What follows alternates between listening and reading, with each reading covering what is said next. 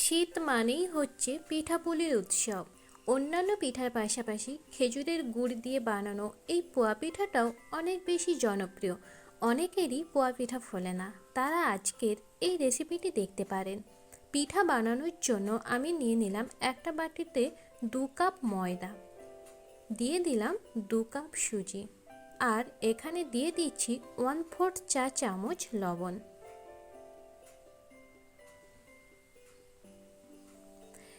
এবার এই তিনটে উপকরণ ভালো করে মিশিয়ে নিতে হবে। ভালো করে মেশানো হয়ে গেলে এখানে অল্প অল্প দুধ দিয়ে একটা ঘন গোলা করে নেব, আর এই দুধটা অবশ্যই কুসুম গরম হতে হবে। এইভাবে করে গোলাটা মাখিয়ে নিচ্ছি।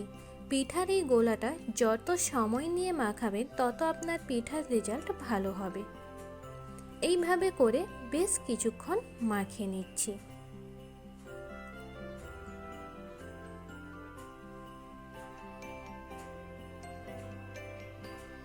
বেশ কিছুক্ষণ মাখিয়ে নেওয়ার পর আমি এখানে অ্যাড করব 2 চা চামচ মৌরি আর 1 চা চামচ জোয়ান।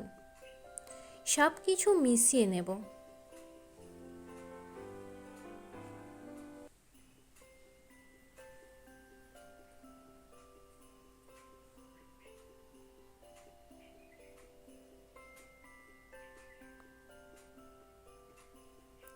সব কিছু মিশিয়ে নিয়ে দিয়ে দেব খেজুরের গুড়।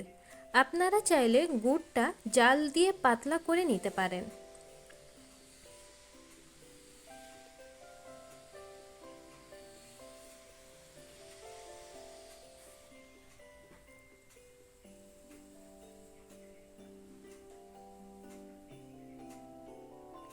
বেশ কিছুক্ষণ মিশিয়ে নেওয়ার পর এই গোলাটা এখন ঠিক আছে।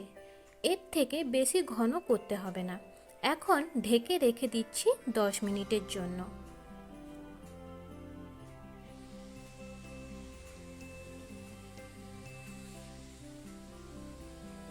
10 মিনিট পর পিঠা বানানোর জন্য গোলাটা একদম রেডি হয়ে গেছে। ঠিক এই পর্যায়ে আমরা পিঠা বানাতে চলে যাব। পিঠা বানানোর জন্য আগে থেকেই কড়াইতে তেল গরম করে নিয়েছি। এখন আমি 1 হাতা গোলা তেলের ওপর দিয়ে দেব, আর অপেক্ষা করব পিঠাগুলো তেলের ওপরে উঠে আসার জন্য। এই দেখুন কিভাবে ফুলে ওপরে উঠে আসছে। আমাদের একটি পোয়া পিঠা রেডি হয়ে গেছে, এবার তুলে নেব। এইভাবে সবগুলো বানিয়ে নেব।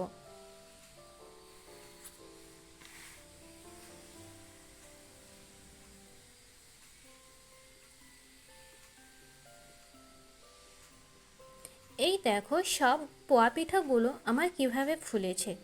যদি এই পিঠার রেসিপি ভালো লাগে অবশ্যই কমেন্ট করে জানিও। একটা লাইক আর সাবস্ক্রাইব করতে ভুলবেন না। তাহলে আজ আসি, দেখা হচ্ছে কাল নতুন একটা ভিডিও নিয়ে। ততক্ষণ ভালো থেকো।